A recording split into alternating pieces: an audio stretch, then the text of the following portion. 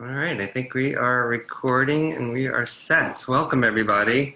It's a beautiful day here in Long Island, and I'm very thankful you guys are all sharing your time with me today. And we're going to talk a little bit about something that's, to me, is a real underlying principle in naturopathic medicine, this idea of nature, right? The word nature is in naturopathic medicine.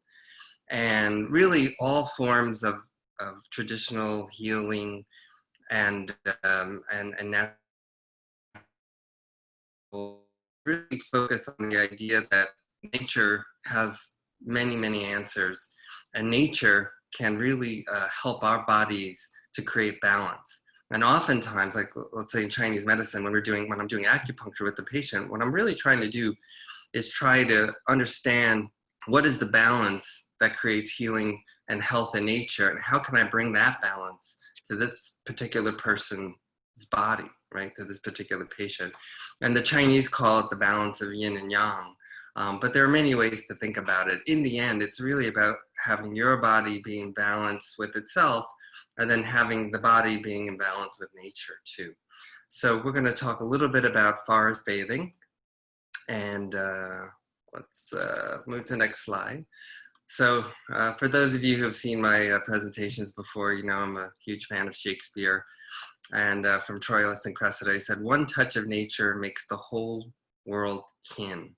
And Shakespeare himself realized a few centuries ago that nature does wonderful things to bring people together, that does wonderful things to heal people, and also can help inspire people. In fact, in many of his plays, like let's say the Midsummer Night's Dream, right? There's a scene towards the end, where they're getting together in the forest, right? Because the forest is considered this kind of special, supernatural place where things happen that couldn't happen in the ordinary world. And I think that's still true. There's a lot about being in nature that we find really speaks to our bodies, things that don't happen in our non-natural world. So yeah, very special. So I remember when I was a naturopathic student, we had a teacher. His name is Bill Mitchell, Dr. Bill Mitchell. He was one of the founders of my medical school out in Seattle, and he talked about how it's really important to get out into nature and to sit among the trees and sit under the trees and breathe. And that was the first time I ever heard that concept, this idea of, oh, you know, I grew up in Staten Island, and I lived in the East Coast in Connecticut, and then in DC, and, you know, pretty much urban, sometimes suburban areas. And I never really thought about this idea of like spending time with a tree and just sitting with a tree. Like, well, you know, why would you do that? What's the idea?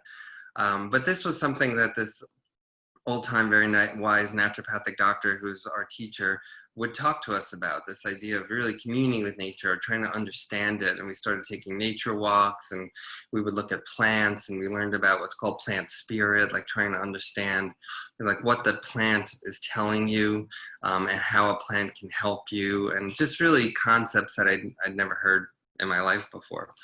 And but now that I've been 16 years of practice, and now that I've worked with many patients, I see how when people are touched by nature and when they get back to nature, that their bodies really can come back into balance. So, and that's true for, you know, elderly, it's seniors, it's true for young people, it's true for different seasons. You know, I like this picture because it reminds me that getting into nature isn't just about when the weather is warm and it feels good. Like today is a great day, right, to get out into nature. It's nice and warm, and you can wear a t-shirt. Oh, and by the way, I have my Every Day is Earth Day t-shirt on. I thought instead of wearing the standard issue shirt and tie I usually wear, it'd be nice to do something that's a little more natural, right? So so my daughter's birthday is on Earth Day, so we bought these cool Earth Day t-shirts. So I'm happy to wear it now. And so getting back to this idea of getting into nature, you know, one of the reasons you want to get into nature throughout the year is because nature, it helps your body's metabolism update. You know, when your body knows what day it is and knows what time it is and knows the temperature and knows the weather, it acclimates to what's going on around you. So getting out into nature, not only when it's comfortable and in the summer, but all times of year, is very important to our bodies, is very important to us balancing with nature. Like I said, we do acupuncture because we want to balance the person to their environment, to the nature around them. Well, getting out into nature and being exposed to it is another way to do that. So. Okay, and what do, so out of the many chemicals that are running around in the forest and that we breathe in, one of the main ones that's been identified is something called phytonuicids. And it comes from the word phyto, which is plant in Latin, and then cide, which actually means to exterminate, which you wouldn't expect. But a lot of these compounds, these plant compounds, are actually compounds made to protect the plant themselves. For example, and this occurs everywhere. It occurs with pine trees. We're going to talk about something called pinene. It even occurs with blueberries, right? Because when we eat blueberries, those beautiful blue phytonutrients are basically just protective chemicals that the plant uses to protect itself against UV radiation and the sun, and protects the seed inside and the flesh inside from being dried out. But when we eat them, it protects us. Well, it's the same when we get out into the forest, when we get out into nature. These phytonuicids that are floating through the air, also, when we take them in, they help us. And it seems like, without getting into a lot of detail, that we've evolved genetically, right? Because of course, we evolved on the earth and we evolved with nature. And what was found was that genetically, our DNA will turn on and turn off based on what phytonuicids are around. Because when we breathe them in, they go into our bloodstream, and then they go from the bloodstream, they go into our cells. So it's very, very, very powerful. And different plant components that we take in can actually make changes up into our DNA expression, right? How our genes express themselves. You know, I remember I learned a few years ago about a study from a medical school where they took conventional medical students, and they had, I think, something like half of them smell rosemary, right, which has a number of beautiful phytochemicals in it. And they learned that the people who smelled the rosemary before tests actually had better cognitive function and had better recall and better memory. And this is true of other compounds like linalool, which comes from lavender. When you breathe it in, you actually become calmer. So there's all different plant chemicals that have all these wonderful jobs that can help us, because we co-evolved with these plants and we evolved in nature. And so we're used to them, and we know our bodies just intrinsically know how to use them if we get exposed to them. So in 2009, there was a medical school study in Japan.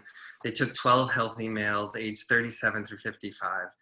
And they took a 3-day, 2-night trip through nature. They alternated days in the forest fields. And basically what they found is that, they took blood samples at appropriate times, and they found increases in natural killer cell activity and numbers, meaning, so the natural killer cells is one part of our immune system that's very important to help our immune system fight cancer. So what they found was that these trips into the forest would increase natural killer cells, and they stayed elevated for up to 30 days after a trip. So not only do you get the benefits while you're in the forest and soon after, but you can get the benefits for up to a couple of weeks after that. So that's pretty impressive. And it also lowered the levels of the stress hormone adrenaline. You know, when we work with patients, we'll do urine tests and look at people's stress hormones, and we'll find things, like adrenaline and cortisol to be spiking very, very high. Well, one simple way is to get out into nature to help lower that. All right. And by the way, if anyone has any questions, please feel free to use the Q&A. I'll be happy to take questions as we go along, or certainly at the end. We'll save time for questions if I don't get to them during. Okay. So another study, so the same group that did that study on the forest bathing took a group of patients, subjects, and they put them in a hotel in Tokyo. So a very urban environment, and they were 37 to 60 years old, and they stayed in this hotel for 3 nights from 7 p.m. to 8 a.m. And what they did was they took some of the components that you can find in the forest from a cypress tree, and they humidified them into the room with a humidifier. And they found that when these subjects had exposure to the phytonicids, that again, we had an increased natural killer cell activity. And then there were specific ones that they studied, and they noticed that there were benefits in terms of the balance for natural killer cell killing activity. And again, significantly decreased adrenaline and noradrenaline, so more stress hormones were decreased as well. So, so it's clear that not only getting into the forest can be helpful, but even being exposed to these substances outside of the forest can have a good effect as well. So the ones they use were the alpha and beta pinene, and if you look at the research on this, actually, a study that just came out really November of 2019, so only a couple of months ago. This was an article from that came out of Iran. Interestingly, a lot of the best studies for natural substances, unfortunately, aren't done in this country. They're done in other places. So Iran, Israel does a lot of studies. Russia has a lot of studies. So unfortunately, in this country, I guess we don't seem to value these things, and we don't put public dollars towards that. In fact, I think we're, you know, it's funny. I just learned that that one of my YouTube videos for anxiety during coronavirus was deleted by YouTube today. So not only are we not studying natural components, but we're, as a nation, we're overtly going after people who are even talking about them and censoring that information. So that's a whole nother issue. Anyway, back to pinenes, alpha and beta pinenes. They can stop tumor growth. They help chemotherapy work better. And this is a review paper that looked at all of these different studies. They're good for antibiotic resistance modulation, meaning that they help the body not be as resistant to antibiotics. They can be anticoagulants, meaning that, you know, quote, blood thinners, so they can help thin the blood naturally when needed. They're anti-malarial, they're antioxidant, they're anti-inflammatory, they can be helpful with certain parasites, and they have an analgesic effect, meaning that they can help reduce pain. So pretty amazing for these fairly simple compounds coming from trees that are floating through the woods, have all of these amazing properties. And what are the physiologic effects on our body? Right, when we get out into nature, what do you notice, right? First of all, you notice that the temperature balances, right? So if it's very, very cold, sometimes when you're among more plants and things, it can protect you.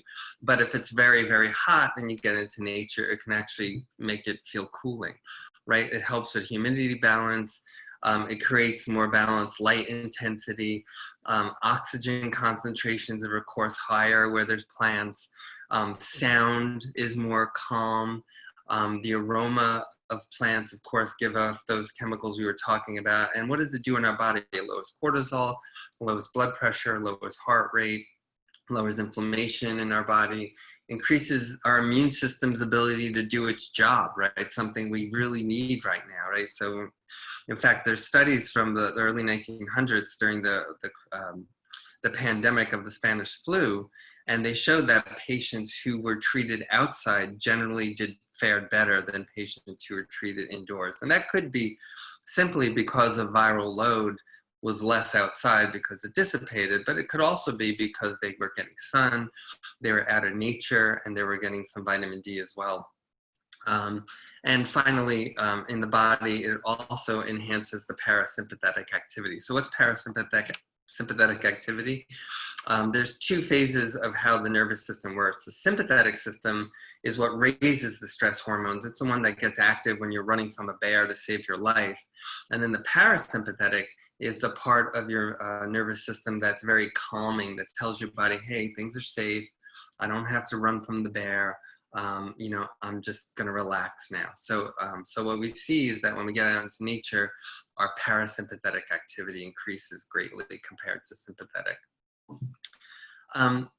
But there are things we can do, right? Because we can't always be outside. I know I was talking to one patient who's been in her apartment for many months because of the coronavirus. And she happened to call me to ask me a question. And when I answered my phone, I was outside walking the dog. And there was birds singing behind me. And the first thing that she said was, oh, is that a bird? you know, and you could just tell that she just had this need to be outside and be into nature. And we talked about that a little bit. But there are ways that you can bring the outside in to your home. And one way is to use plants and house plants, right? So in the 1980s, there was a Texas A&M study with 160 heart recovery patients. So these are people who had different you know, bypass procedures and things like that. And what they found was if people, well, we'll tell you what they did. So they put them into three different types of rooms. One had pictures of nature in the recovery room, right? Trees, water, forest. One room was an abstract picture. So like a rectilinear art, you know, like the very more modern art kind of stuff. And then the third was a blank white field. And what they found was that for people who had a tree and water scene in a picture, right? This wasn't even looking at actual nature. This was a picture. It found significantly less anxiety after operation and suffered less pain, as evident by the fact that they could get off their medications, their narcotic medications, more easily and use much lower strength pain-killing drugs. So which, you know, if you worked in a hospital and you're working with patients, you know, one thing you know is that you don't want people on strong medications and painkillers, as you know, the last couple of years has really shown us. So you want to get people off as quickly as possible. And now it's being shown that if you have it, and this was in the 1980s, that if you have a picture of nature on the wall, you can get people off them a little faster. And then the more modern style found that there were more patient anxiety than even the people who had no pictures at all. So not only did the people with nature around them do really well, but the people who had the modern art around them actually fared worse than people who had no art around them. So I'm actually a fan of modern art, but I'm going to rethink maybe some of the images I keep around me, right? So, oh boy. I'm a big fan of Rothko. So, and I do think there are some calming modern art pictures, and I probably gravitate towards those. So hopefully those aren't too bad. Cholecystectomy patients. So these are people who've had their gallbladder removed. They looked at patients over a 9-year period, all successful surgeries. And what they did was they used basically the same hospital rooms, basically the same staff, the same type of treatment from the staff, and foods as well. And what they found, what they did was they put half the patients had a window of some kind of wooded area, and the other half of patients had a brick wall, which almost sounds like a little bit of punishment, right? They got to view a brick wall. And what they found was the natural view, 10% faster recovery time, 40% less painkiller use, 75% happier mood. In fact, they found that even though the staff treated people equally, they found that the people who got to see the wooded area and the plants actually commented that their staff was nicer than the other people, even though everyone was treated the same way. So that's pretty fascinating, because what it shows us is that when you're around nature, things appear to be happier. So one unique study, I just think this is an interesting study. They looked at men who they had touch a houseplant for 2 minutes. They had them take this devil's ivy and have them just kind of stroke it for 2 minutes. And they found that in these men, the stress-activated areas of the brain reduced blood flow and metabolism when the men interacted with the foliage. So there's areas in the brain, one area is called the amygdala, one of the emotional areas is called the hippocampus. And what they found is that when these areas that normally get activated during stress, when these people were actually, when these men were actually petting the plants, that those areas kind of deactivated and went down a bit. All right, and then one study out of Washington State, I'm sorry I don't have the reference for that, showed that people who enter a room full of plants have drops in blood pressure. So just seeing plants and being around them automatically will lower your blood pressure a few points. Again, and then hemorrhoidectomy patients, right? So these people have had hemorrhoids, and if you've had a hemorrhoid, you know, this can be very painful. And what they did with these 90 patients, half the patients were given houseplants and flowers in the post-operative room. And what they found is the people who got those versus those who didn't enjoyed, again, lower blood pressure, less pain, less fatigue, anxiety than non-plant rooms. And also, the patients with the plants also had higher satisfaction, saying the plants, quote, brightened up the room environment and reduced stress. And again, believed that the hospital staff appeared more caring. So pretty amazing that among all of these different studies, we're getting very, very similar effects. Studies from the 1980s, studies from the 2000s, from the aughts, you know, and we're still seeing the same kind of results.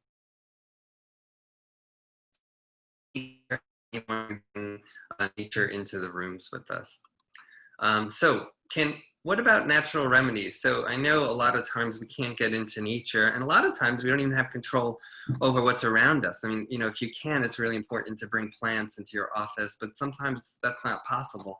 Certainly people who work in hospitals can't just have plants and things wherever they want them. So are there things we can bring in our bodies which can help mirror nature or send some of the signals? Well, the thing about natural medicines and what we use in naturopathic medicine is that most of the supplements come from plants, right? The vast, vast majority. And just a few that I thought of off the top of my head, things that can lower cortisol are things like magnolia, the amino acid phosphatidylserine. And then as far as natural killer cells, things that have been proven to induce natural killer cells are mushrooms. Ashwagandha, again, something that's known as a good adrenal calmer. Vitamin D, vitamin C. And then blood pressure lowering medications. There's combinations of Ayurvedic herbs, which are herbs from India, which can be very good to lower blood pressure, as well as things like magnesium. So yes, there are ways to do that. Maybe not as effective as nature. I think the best thing to do is to do both, right? Get out into nature, and then if you need something for a particular concern, then take the supplements as well as get into nature. It's probably, you know, the best we're going to get. And, you know, one of my favorites that we've, you know, I think co-evolved with is hemp, right? And so hemp makes cannabidiols, or CBD. And CBD is something that helps our body make natural chemicals that come out when we're calm and when we're relaxed. One of the main ones is called anandamide, which is translated as the bliss molecule. And it's interesting because when we're very stressed out, our endocannabinoid system shuts down very quickly, and it stops making anandamide because our bodies want to be stressed. We want to be on guard. There might be a bear coming after us, whatever it is. And what CBD can do is that it can actually help your body keep more anandamide around, and it has a nice effect of an anti-inflammatory, of an anti-anxiety, of sleep promoting, of relaxation and positive mood. I don't know if just having hemp plants around are enough. Maybe they put out some of it in the air, but I do know that when you take CBD, that can be very useful for that purpose. And it's a little different mechanism than the things like the pinene and the other things that phytonuicids that we talked about. And then as far as nature goes, besides getting out into nature, one of the other things that wonderful about nature are all the animals. You know, we talked about petting devil's ivy and having lowered blood pressure. Well, you know, petting animals also does the same thing. When you pet an animal, your oxytocin goes up, which is one of the hormones of calming and feeling safe in the body. It's like what goes up when you get a hug, you know, or you get a massage or something. And cortisol levels go down when you spend time with animals. That's a picture of Eline. That's one of our runs this past winter that we took together. And so spending time with animals in nature probably has even better effect than one or the other by themselves, right? Interestingly, what they noticed in these studies is that the animals' cortisol also increased, which may not be a good thing, but they think it's just because when you interact with the animal, they get excited, and that's kind of a good cortisol raising. So hopefully it's good for the animals too, that we get along with them and that we spend time with them. And then this study that came out in 2006 also talked about vitamin G, the effect of green space on health and well-being. So now there's more and more studies coming out looking at how, you know, people in urban areas, how much green space are around them, and how healthy are they and how does that affect health.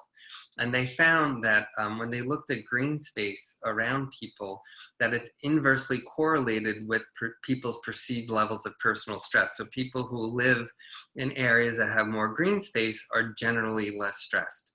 And that was in 2000 and I'm sorry, that was in 2003. This other study that came out that also a different group that looked at kids born in Denmark between 1985 and 2003. And what they did was they took an area and they looked at the satellite coverage and where the green spaces are.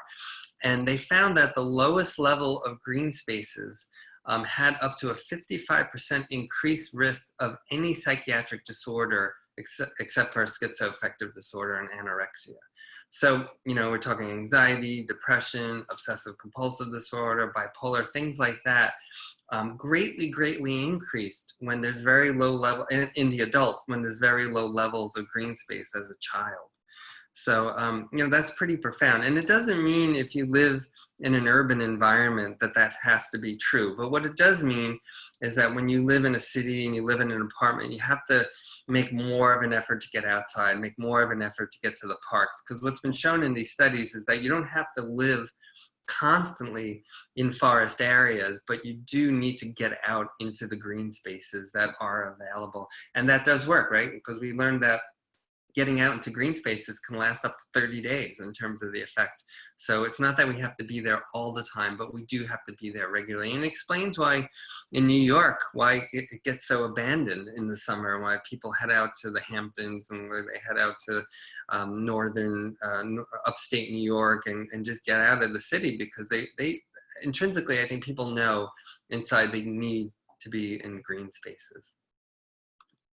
All right, how are we doing on time? All right, good, we're doing well. And I just wanted to give a quick tribute to Teddy Roosevelt, right? Because Teddy, I remember when I came back from Seattle, we drove across country, and I remember seeing a lot of beautiful parks places. And these parks places were really the vision of, these national parks are the vision of Teddy Roosevelt. Teddy Roosevelt knew way back when, in the early 1900s, that if we didn't do something to actively save large areas of nature, that they would all be gone. And I tell you, I hope that the leadership we have today can really look to Teddy Roosevelt as an example and say, this man really thought these things were important, and we need to keep them, and we need to make sure we don't touch them now, because they're not just there because they're pretty. They're there because they're the health of our environment. They're the health of us. Our environment. We live in our environment, so if our environment's not healthy, we're not going to be healthy. So Teddy Roosevelt was an amazing pioneer. And for those of you, as you know, I live in Long Island. We have one office in Long Island. If anyone hasn't been, it's really a wonderful trip to visit Sagamore Hill in Oyster Bay, which was Teddy Roosevelt's home. And you can learn a lot about the things he did to really save the environment and all these beautiful park and recreational areas that we can enjoy today because of that vision that he had. And then I just also wanted to mention the idea of grounding, which it's becoming a very popular idea, this idea of taking your shoes off and putting your feet on the ground and on the earth, and how it kind of changes the negative and positive ions. It can be very calming for your body. There's a cardiologist named Stephen Sinatra who the last time I spoke at a conference, actually it was in Las Vegas, right? Probably one of the least natural places. He was also giving a talk about grounding, and he said one of the most powerful places to ground your body in terms of getting healing and balance is that area between the shore, on the shoreline, where the water just starts to come up, the ocean water just starts to come up to the sand, that kind of soft area. And he said putting your feet into that area is especially grounding and can be very, very balancing for a whole lot of reasons. So, you know, there's no forest there, but I think it has its own benefits from a grounding perspective. So I wanted to mention that too. And finally, as I alluded to earlier, you know, the complete antithesis of the forest and the beautiful nature is, you know, when I grew up, And especially when I started driving, I would drive on the New Jersey Turnpike. And this is one area of the New Jersey Turnpike near Newark. And I remember you just see, and I think you could see New York City in the background there, right? And you just see all these stacks, you know, smokestacks and industry and all these things going on. And it's just large swath of area with just completely decimated environment. And look, I understand that we all benefit from having electricity and a lot of things in the modern world that we enjoy. But we definitely have to start keeping more balance to this because, you know, I know we have this pandemic and certainly this is not just some simple flu, and we have to treat it as much more than that and do all the things that we should be doing to prevent the spread to each other.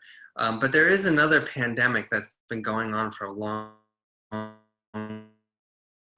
that's been killing a lot more people. So this just came out in March, this article. New research suggests the silent kill of air pollution has become an insidious pandemic, more dangerous and deadly than war, violence, and many diseases.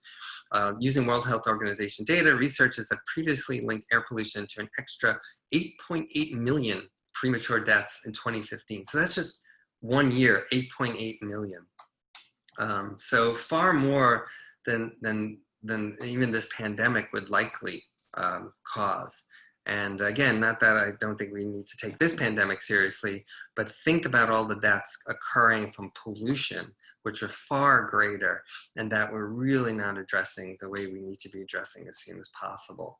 Now shows that huge loss resulted in shorter global life expectancy, shaving off an average of nearly 3 years on average for a person's life if we live on the earth. So definitely something to think about. So in conclusion, I just wanted to mention Hippocrates, the father of medicine. And what did he always recommend? Good food, sunlight and getting into nature, making sure you're moving your body, making sure you have a community around you and you stay connected with people, and that you take the right herbs and things when your body's out of balance. So to me, that's a pretty excellent protocol and really pretty applicable to anyone with any issue for the most part, right? So, so thank you so much, and I'd be happy to take any questions if you have any right now. Let me take a look here. So yeah, so one of the questions is, do you have to be into nature every day, or can it be sporadic? And yeah, like I said earlier, it's really one of those things where the studies show that you don't have to be in nature every day, right? We can be in nature. It looks like even just once a month if we spend time in nature, that the effects last for a good month. So so that's pretty good. You know, that's pretty good efficacy, right? If you do something for a couple of hours one day and it lasts for a whole month, I think that's pretty good medicine. So, okay. All right, if anyone has any other questions, feel free to email me. I don't want to keep you on this beautiful, beautiful day. These are, oops, sorry about that.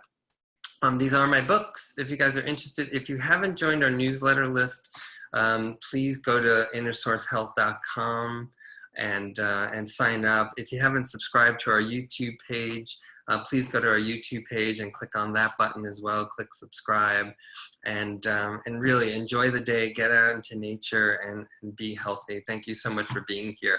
All right, bye-bye.